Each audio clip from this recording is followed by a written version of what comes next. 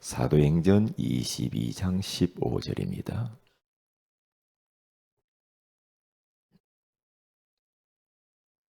사도행전 22장 15절 같이 한번 합독하도록 합니다. 시작. 네가 그를 위하여 모든 사람 앞에서 네가 보고 들은 것의 증인이 되리라. 아멘. 좋은 아침입니다. 오늘 이 새벽에는 증인의 축복이라는 제목으로 우리가 하나님의 음성을 들어야 되겠습니다. 우리가 세상에서 또 법정에서 보면 증인 이런 말을 하죠. 증인을 불러서 물어보죠. 왜요? 증인은 증인의 그 말은 결정적인 단서가 되죠. 증거가 되고요. 그래서 이렇게 증인을 부르고 신문을 하죠. 그런데 이 증인이 참 때로는 어려움도 당할 수 있어요. 왜?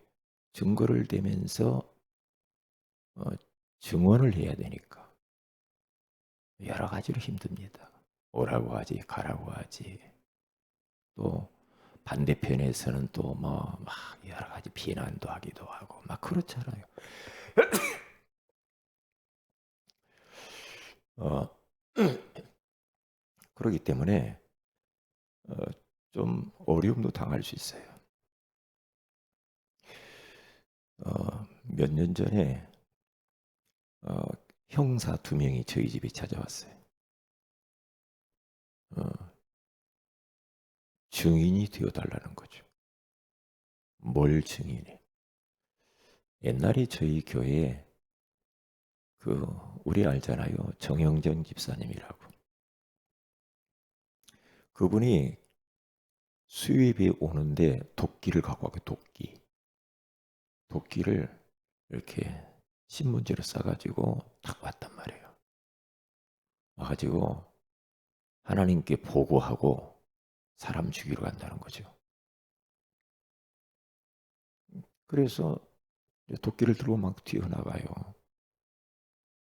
아무래도 이상해. 아무래도 한참 그때 수입이 드리는 날인데 그래서 막 뒤쫓아갔죠. 이게 뭔 일 날 것 같다. 그래서 쫓아갔는데 아니나 다를까 술집 여자 가서 도끼로 찍어 죽인다는 거예요. 이제 가서 봤더니 그 안에 있어요.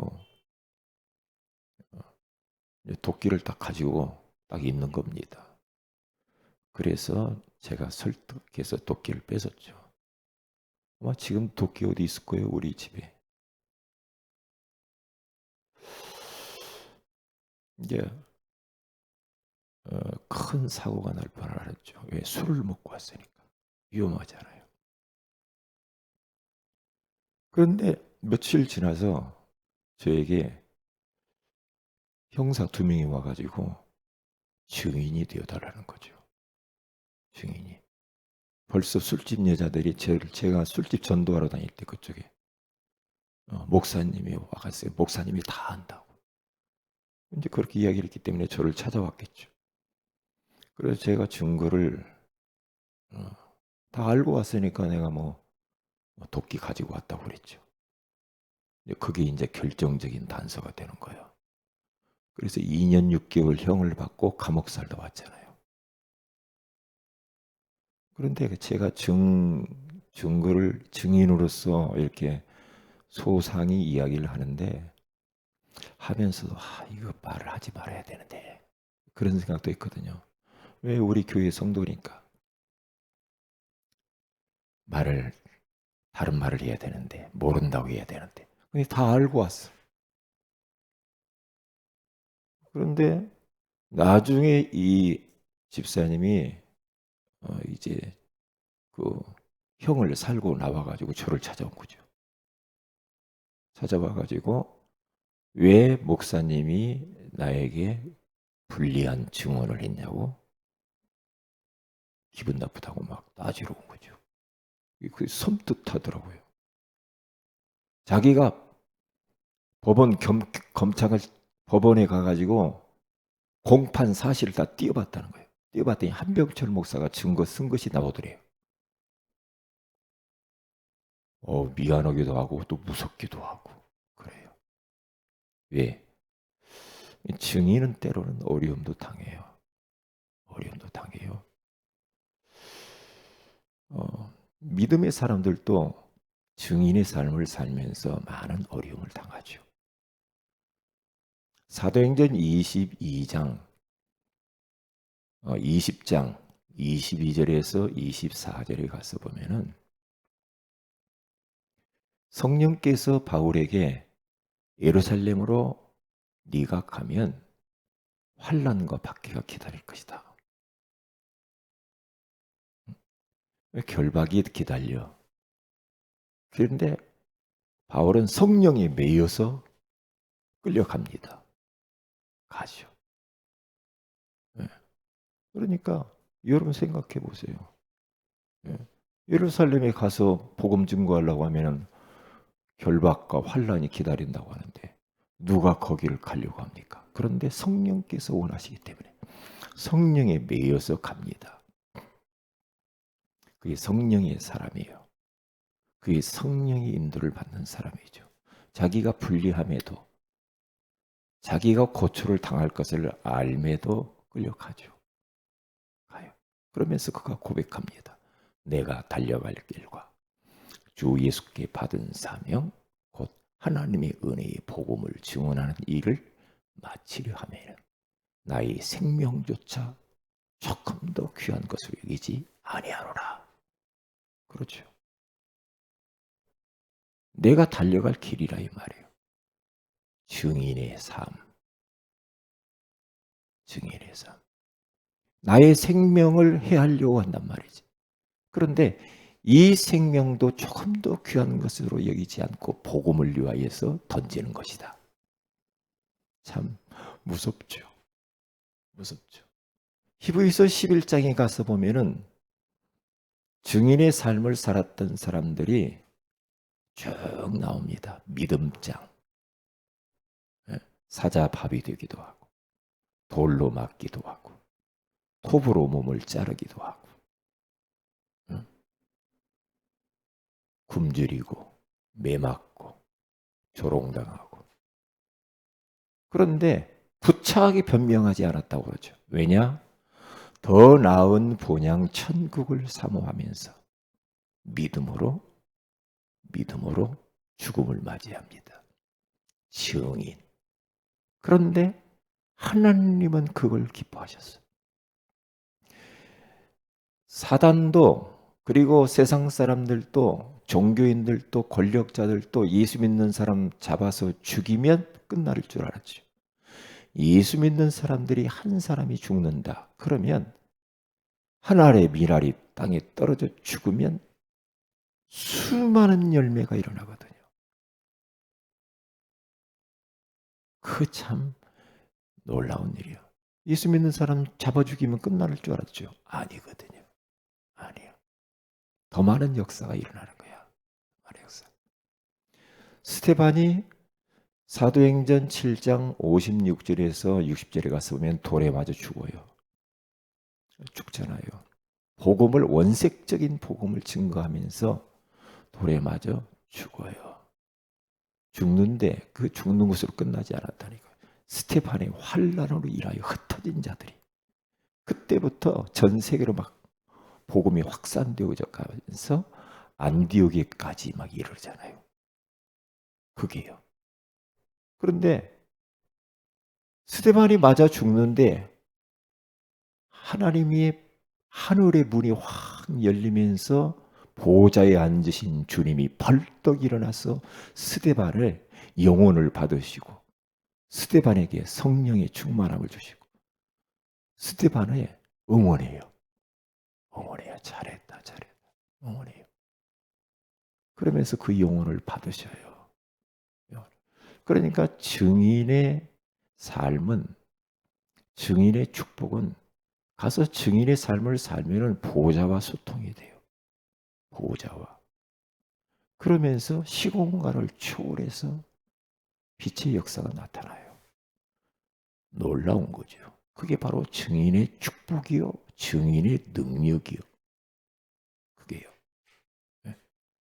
그렇기 때문에 하나님이 우리를 증인이 되리라고 그랬어요. 너희들이 막 증인이 막 되려고 몸부림칠 것도 없어. 정체성 자체가, 우리의 정체성은 증인이야. 증인, 증인, 남은 자, 예수 증인으로서 남은 자, 그리고 이 일을 위하여서 천국 가는 날까지 순례자의 길을 가는 거예요. 그러면서 순례자의 길을 가면서 이 사단의 세력을 완전히 복음으로 정복하면서 제자를 찾아 세우는 것이 우리의 사명이거든요. 그러니까 이 증인의 축복은 간단한 게 아니죠. 증인의 삶을 살면 너희는 먼저 그의 나라와 그의 의를 구하라. 그리하면 이 모든 것을 너희에게 더하시리라. 증인으로 살면은 주님이 성령의 능력을 부어주시고 권능을 주시고 그리고 증거를 주시고 의식주 문제 무엇을 먹을까 무엇을 마실까 무엇을 입을까 염려하지 말아라. 그건 다 증인 아닌 사람들이 찾는 거야. 너희는 먼저 그의 나라와 그의 의를 구해. 증인의 삶을 살면 돼야. 그럼 내가 모든 거 더할 거야. 더해 주실 거야. 그렇게 맞습니다. 증인의 삶은 어려움도 때로는 올 수 있습니다. 억울하죠. 박해를 당합니다. 때로는 가족들에게 어려움 당할 수도 있어요. 동료들에게 어려움 당할 수 있어요. 지역 주민들에게 어려움 당할 수 있어요. 때때로는 손해를 볼 수도 있어요. 억울할 수 있어요. 네? 그러니까 막 대들고 따지고 막 그렇게 하고 싶을 때도 있어요. 그런데 보호자에 앉으신 주님이 보고 있거든요. 다 알고 있거든요. 누구를? 증인을.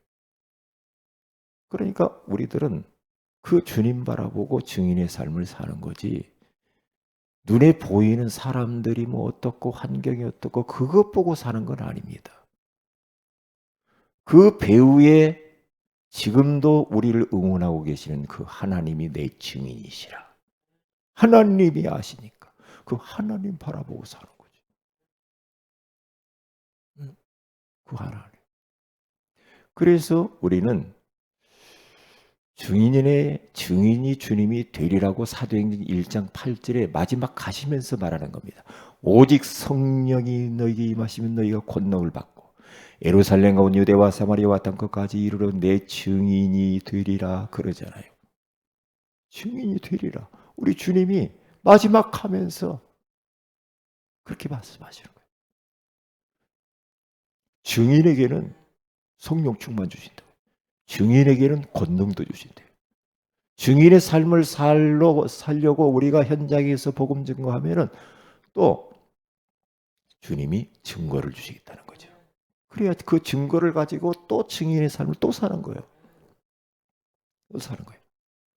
그러니까 오늘 바울도 지금 많은 사람들 앞에서, 많은 박해자들 앞에서 오늘 간증을 합니다. 뭔 간증을 합니까? 내가 원래 예수 믿는 사람들을 얼마나 비방하고 핍박하고 폭행을 했는지, 나 그런 사람이었다.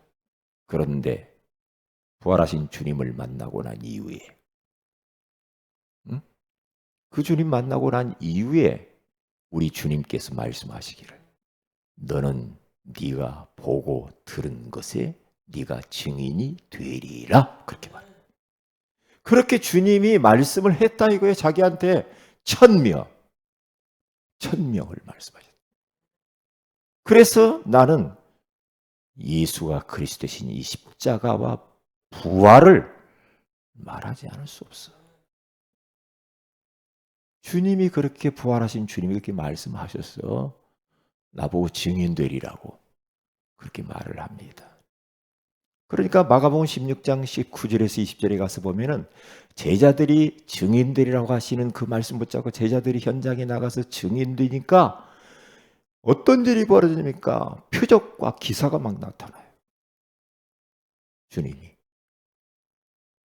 보좌에 앉으신 그 주님께서 제자들이 두루 나가서 복음을 전파할 때 주께서 함께 역사하사 그 따르는 표적으로 더 복음을 확실하게 증거했다라고 말하잖아요. 현장 가서 증인으로서 가서 복음 전했는데 막 표적과 기사가 일어나는 거예요. 왜요? 주께서 함께 역사하죠. 하나님이 언제 역사하는가? 내가 증인의 삶을 현장에서 살 때 역사는 일어나게 돼 있다 이 말이에요. 그리고 또 증거를 주시는 거예요. 그러면 그 증거 때문에 더 힘나죠. 더 확신이 생기죠. 그렇잖아요. 예. 그래서 우리는 증인의 메시지가 뭐냐? 십자가와 부활입니다. 다른 거 없어요. 다른 것 말하면 안 돼요. 다른 것을 말하면 종교야. 종교는 다른 많은 종교가 있습니다. 근데 십자가와 부활이 없어요. 그건 말할 수도 없어요. 그렇죠? 그런데 기독교의 핵심은 십자가와 부활이요. 초대교회 성도들 보세요. 베드로가 처음에는 예수님이 잡혀가니까 배신하고 도망갔잖아요. 부활하신 주님을 만나고 난 이후에 그리고 저 마가다락방에서 성령 충만 받고 난 이후에 그의 인생은 완전히 달라져 버렸어요. 다른 건 말합니다. 말 안 합니다. 왜요? 베드로는 똑바로 봤거든요. 예수님이 십자가에 죽으시고 부활한 걸 만나버렸어. 체험했어. 그 이야기만 합니다. 그 이야기만 계속해서 말씀을 하잖아요. 보세요. 누가복음 24장 46절에서 48절에 가서 보면은 예수님께서 제자들에게 부활하신 주님이 너희가 증인이 되리라 그렇게 말을 했는데 그때에 사도행전 2장 31절에서 32절에 가서 보니까 그리스도의 부활에 대하여서 증인이라고 합니다. 이게 누가 설교하는 장면입니까? 베드로입니다. 부활을 말합니다. 그리스도의 부활. 그리고 3장 15절, 사도행전 3장 15절에 가서 보면은 생명의 주를 죽였도다. 그러나 하나님이 죽은 자 가운데서 그를 살리셨으니 우리가 이 일의 증인이라. 십자가에 죽으셨는데 하나님이 그를 살리셨다. 십자가 부활. 5장 30절에서 32절에 가서 봐도 너희가 나무에 달아 죽인 예수를 우리 조상의 하나님이 살리시고 그렇게 말하잖아요. 또 10장 39절에 40절 고넬료의 가정에 들어가가지고 그 많은 사람들 앞에서 또 증거합니다. 뭐라고 말합니까? 우리는 유대인의 땅과 예루살렘에서 그가 행하신 모든 일의 증인이라. 그들이 나무에 달아 죽였으나 하나님이 사흘 만에 다시 살리셨다. 그렇게 말합니다. 계속 예수님의 십자가의 죽으심과 부활을 이야기합니다. 왜요? 요거 빠지면 구원 못 받아. 예수님이 성육신 하신 거 안 믿으면 구원 못 받아. 육신을 입고 오셨어. 왜요? 피 흘려야 되니까. 죄값을 치르기 위해서 누군가 대신 우리 죄값을 치러야 돼. 그것 보고 대속. 그래서 피 흘려 우리가 죽어야 될 그 자리에서 우리 주님이 대신 죽으시는 그것 보고 구속이라고 그래. 대신 죽어버렸어요. 구약에 가서 보세요. 피제사, 피를 가지고 나가자면 하나님이 그걸 연락하지 않았어요. 양을 잡아가지고 모든 죄를 그의 머리에 손을 얹고 죄를 전가시켜서 그를 광야로 내보내기도 하고 또 잡기도 하고 그랬어요. 우리 모든 인류의 죄를 예수님의 십자가에서 우리 주님에게 다 전가시켰어. 옮겨버렸다 이 말이에요. 전가.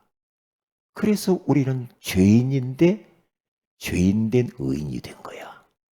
의인. 십자가의 죽으심이 없으면 우리는 의롭게 되지 못해. 그리고 그 주님은 그리스도라는 증거로, 하나님이라는 증거로 확실히 부활을 해야지. 부활을 안 했다. 그러면 그 죄값으로 죽어버린 그 구원자가 될 수가 없거든. 구원자가 될 수가 없죠. 그래서 우리 죄를 위하여서 죽으시고 우리를 의롭게 하기 위하여서 다시 살아나셨느니라. 그렇죠. 예수 그리스도의 십자가의 죽으심과 부활, 그것 때문에 우리가 구원받는 거야. 하나님 자녀가 된 거지. 얼마나 감사합니까? 감사합니까? 이것을 우리는 강조해야 돼. 이것이 희미해져 버리면 끝나. 사탄은 절대로 예수 그리스도의 십자가의 죽으심과 부활이 아니면 끄떡도 하지 않아. 이 사단이. 그러니까 다른 것으로는 말하지 말아라. 예수 그리스도의 십자가의 죽으심 말하지 말라고잖아요. 죽으심과 부활을. 우리는 보고 들은 것을 말하지 아니할 수가 없느니라. 그렇게 말하죠. 굉장하죠. 그래서 우리의 구원의 길을 그릴 때도 다른 건 좀 잘 몰라도 돼. 뭐 나무는 뭐 땅에다가 뿌리를 두고 물고기는 물속에, 그런 말을 못 해도 돼.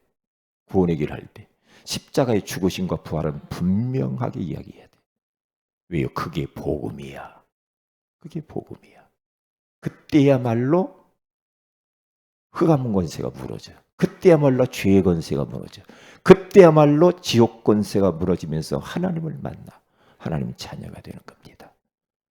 오늘 또 우리는 증인의 이 축복을 알아야 됩니다. 나머지는 우리 주님이 책임질 겁니다. 이제 우리가 해야 될 게 뭡니까? 증인의 삶을 사는 겁니다. 우리 삶 속에서 십자가와 부활을 이야기하세요. 말을 하면 거기 역사가 일어나게 돼 있어요.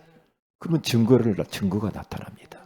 증거가 나타나면 그 증거 가지고 더 확신 있게 우리는 복음을 증거하는 증인의 삶을 살아야 될 줄로 믿습니다. 기도합니다. 하나님 고맙습니다.